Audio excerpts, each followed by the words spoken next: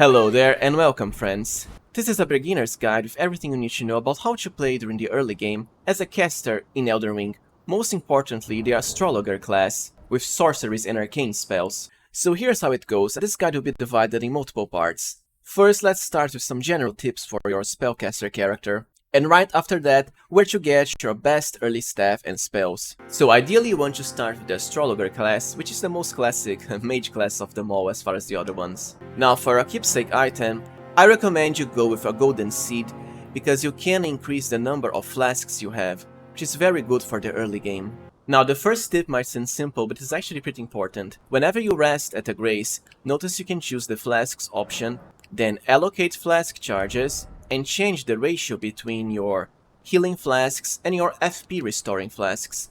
You can even reduce your healing flask to 0. For a spellcaster character, you certainly want to focus on your FP flasks first on, so try to leave just one for healing and then confirm. Second, we want to get a very powerful staff as soon as we can.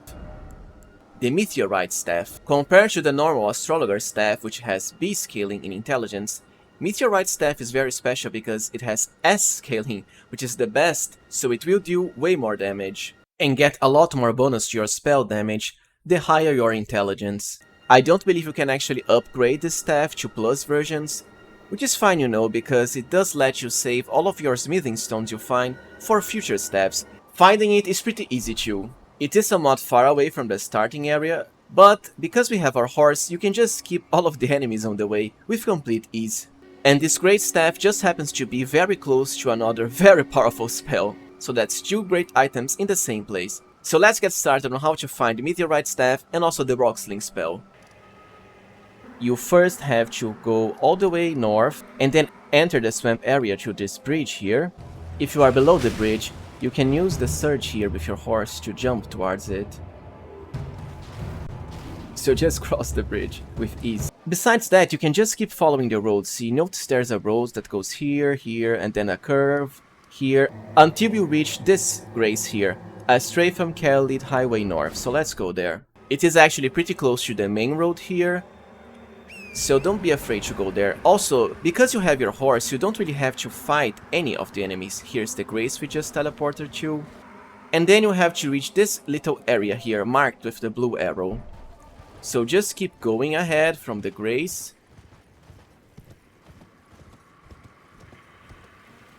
And drop down right here next to this branch. So you don't take any damage. Jump on the ruins here. Defeat the flower enemies that are inside this little opening.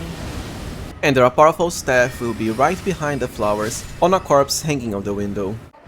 Now don't leave the swamp area yet, because now we are going to find a very powerful spell, especially for the early game. So from the tower where we just found the Meteorite staff, keep moving right ahead, north. You'll find these remains of a little church here. Head down. Open the door. And open the chest now. For our Rocksling spell. Rocksling has somewhat slow casting time, but it will fire 3 very big projectiles at the enemy, which deals pretty high damage. And you can hit multiple enemies with it.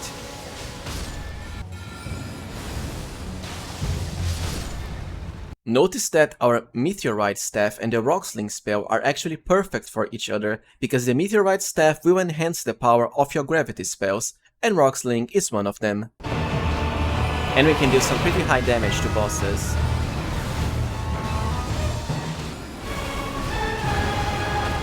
So it is certainly worth the fit investment. Also, look how easy it was for us to break Godrick's poise. Now, while I believe the Meteorite staff and Rocksling to be the most powerful early game combo, there are actually other nice spells that you can unlock in the early game. And this is how to do it, by getting access to our first sorcery merchant. But you will have to face a mid-boss before getting our merchant, so here's how it goes. You have to be in the Waypoint Ruins area, so east of the starter area. Then come down here in these ruins, and head down the stairs here. Mad Pumpkinhead. He isn't really a hard boss, especially if you already have access to your Lone Wolf summons, who will be able to tank and take most of his attention away from you. So right after you defeat Mad Pumpkinhead, open the door here, and there we are. Selen. We can now buy sorceries from her. So we have Glintstone Pebble, Glintstone Stars, Arc, Crystal Barrage, Scholar's Armament, and also Scholar's Shield. Now that we have Selen unlocked, there's another way of getting even more spells available for sale, which is by giving her some scrolls, and here are their locations. First with the Royal Scroll. Finding the Royal Scroll is very easy. So, from the Aguil Lake South Grace, southeastern from the starter area of the game, right here, you'll want to head further east to those ruins above the cliff here. Those ruins right there, way up above, so just keep heading there with your horse. There will be some enemies in the way, but you don't really have to fight them so long as you are on horseback. Head up the cliff here. And the scroll will be right above this ruin to the left.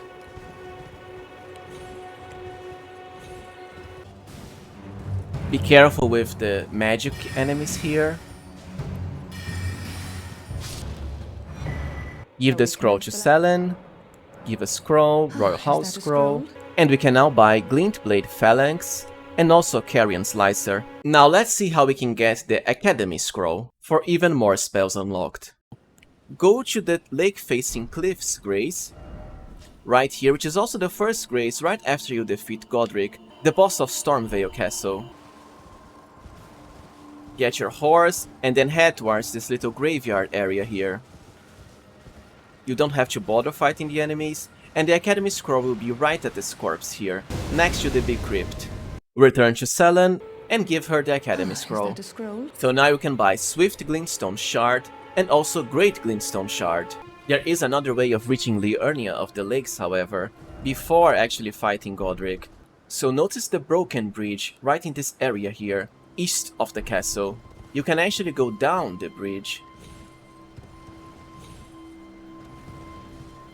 So just keep moving, then move to the right here. Just keep going up. You can skip the wolf enemies here with your horse, and you eventually come up here. Which is the same bonfire from before, so Liurnia of the Lakes. Now another very important part, of course, is how to spend your attribute points. Honestly, I haven't really played the game for that long, but I can tell you, you definitely want some points into Vigor at the start. Something around 15 should be enough. Vigor will increase your hit point score by a massive amount, which does matter a lot in the early game. I know some people might say, well, just don't get hit, but come on. For a beginner player, even if you are already used to the Souls series, Elden Ring is a new game with new enemy patterns to learn, so it will be a while before you're able to avoid all of the enemy hits. Vigor is going to help a lot with this, thus reducing your unnecessary deaths by increasing your hit points. Second, because we can get our very powerful Meteorite Staff early, and it does have S scaling with intelligence, I also recommend you increase your intelligence by a bit. And lastly, Mind.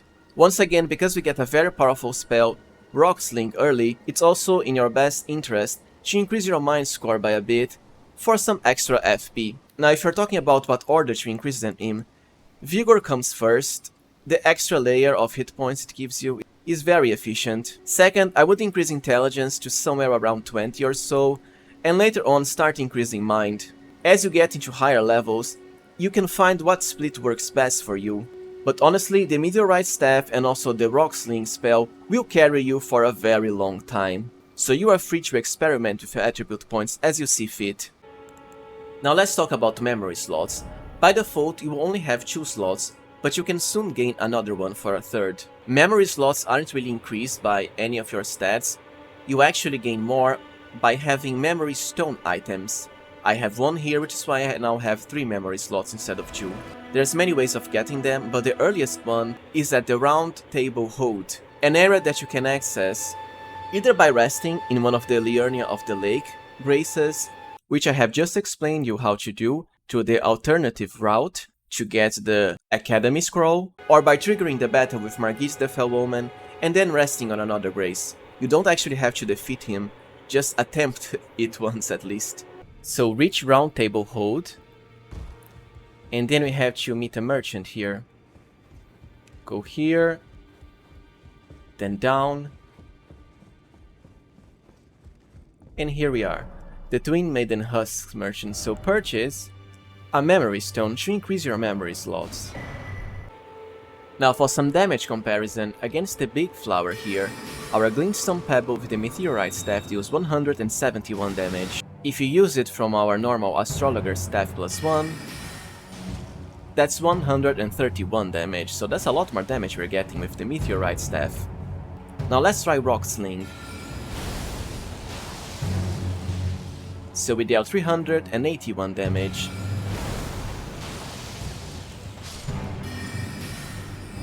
Glintstone Pebble is 171. Even tuned Glintstones don't do as much damage as a Rock Sling. And of course the Rock Sling can hit multiple enemies, although it does have higher casting time. Now let's talk a bit about our starter spells and also some overall strategy for how to play your caster during the early game, including some of the other spells that we have unlocked through this guide. And what are the best situations to use each one of them. Right, so you'll start the game with just Glintstone Pebble and also Glintstone Arc if you went with an Astrologer. Glintstone Pebble will fire a little arrow towards the enemy. It is fast and does decent damage. Now Glintstone Arc, on the other hand, as the name implies, fires a rather big arc at the foes, and this can both pierce through enemies and also hit multiple enemies at the same time, which is what makes this spell pretty good. Now for your spells that can hit multiple enemies like Glintstone Arc and Rock Sling, try to aim at the middle enemy as to increase your chances of getting multiple enemies at the same time, just like this. As the name implies, Swift Glintstone fires a very quick missile, but the damage is not as good as the normal Glintstone ability. As for Great Glintstone Shard, it is of course a stronger Glintstone, for 243 damage, meanwhile the normal one does 171 damage. And the quicker 116, just for comparison.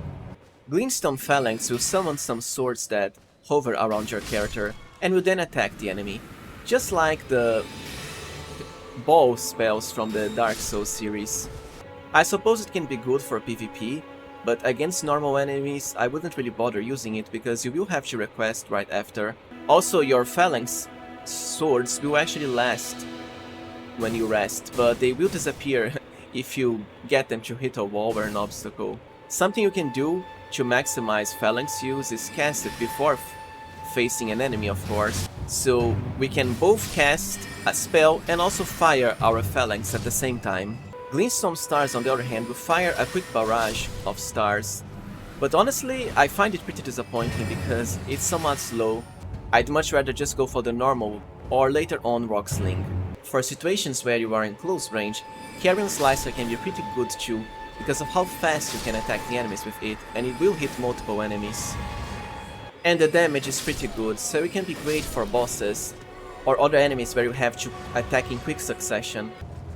Now, mounted combat can also highly increase your spellcaster's efficiency because of the very big speed advantage it gives you. For example, you can cast your spells from far away and then quickly run to avoid enemy blows, especially slower enemies. Now, do note that for some spells like the Glintstone Pebble and Shard, you'll have to be facing towards the enemy so it can properly hit them. For example, if I'm not facing them, the spell will not properly home in. This can be avoided by other spells like Rock Sling. Even if I'm sideways, I can still hit the enemy just fine. Now, if you were to ask me what is the best spell allocation for the early game, that's going to be Great Glintstone Shard to snipe some enemies, Rock Sling for area of effect damage and also the huge damage and stagger against bosses and so on, and lastly Carrion Slicer for the quick sword hit and the very low FP cost, which is perfect because that's 3 spells and we can get 3 memory slots relatively early. Lastly, don't forget about investing in summons for your character. I don't mean actual player summons, I mean the summons you can actually cast in the game to bring forth lots of different creatures to your aid. I already have a guide link to the side here on how you can easily get these summoning spells. Even the first summons you get in the game, so the 3 wolves, are already amazing in that they can easily take the enemy's attention away from you thus giving you breathing room to either heal or restore your FP and attack the enemy from range without them getting in your way. So be sure to invest at the very least in the early wolf spell. With that out of the way and all of the power boosts you can get from this guide, now you're free to return back to the starter area of the game and handle, of course, bosses like Margit and Godrick, or everything else you want. What a nice and very smooth gameplay progression as you find even stronger spells and gear for your caster. If you found this guide useful, then please remember to support the channel if you can by liking, subscribing and even becoming a member. Thank you for watching and see you next time, friends!